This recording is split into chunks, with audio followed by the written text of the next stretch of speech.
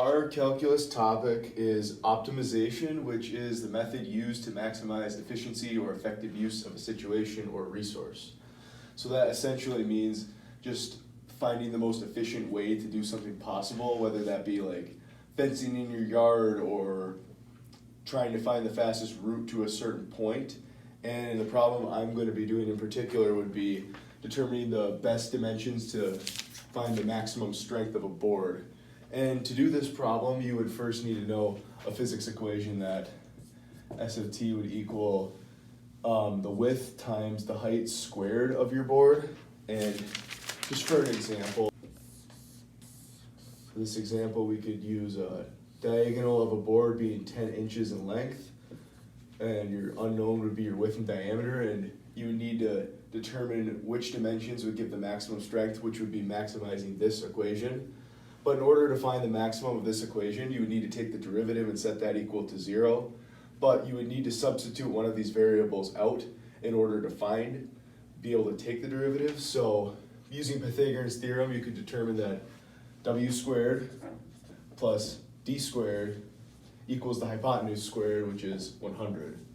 So we could sub out d squared in this case to just get d squared equals 100 minus w squared.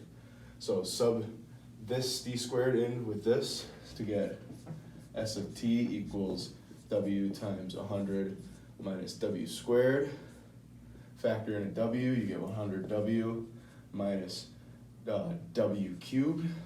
Take the derivative of that, you would get 100 minus 3w squared.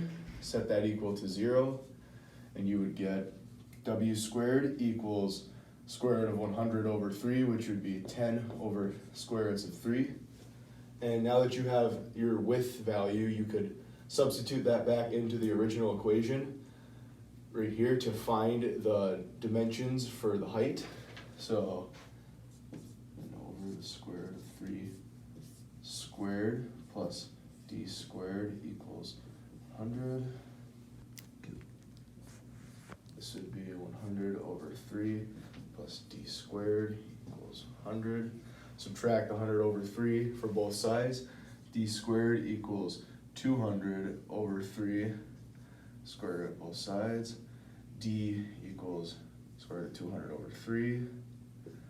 So your final dimensions would be approximately 10 square roots of 3 over square roots of 3 inches by square root of 200 over square root of 3 inches to maximize the strength of a board. Another application of optimization is this problem that we came up with, where Noah is 2 miles offshore and he's trying to minimize the time that he can get to the village. And the village is 6 miles down the shoreline. We know that Noah can row 2 miles per hour, but he can walk faster, which would be 5 miles per hour. So since he can walk faster than he can row, we want to get to the shore without wasting any time. So we know that D has to be in between the shoreline. So we just guessed a point here, and we call this distance X or S, and the remaining distance is his walking distance from D to C. We know that time is equal to distance over speed, so we need to find the hypotenuse of this, and using the Pythagorean theorem, we can find the distance that he rode, which is the square root of s squared plus 4, and the remaining distance can be determined from C to D, which the equation would be 6 minus s.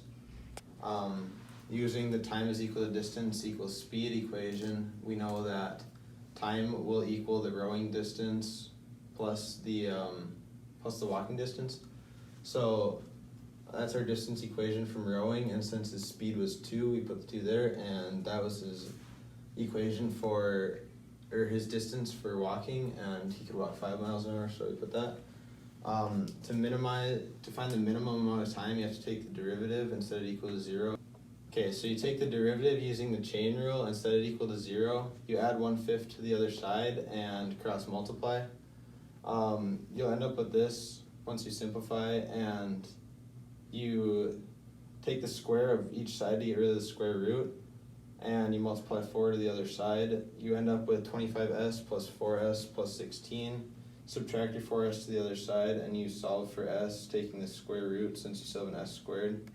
You'll end up with s is equal to 4 over the square root of 21.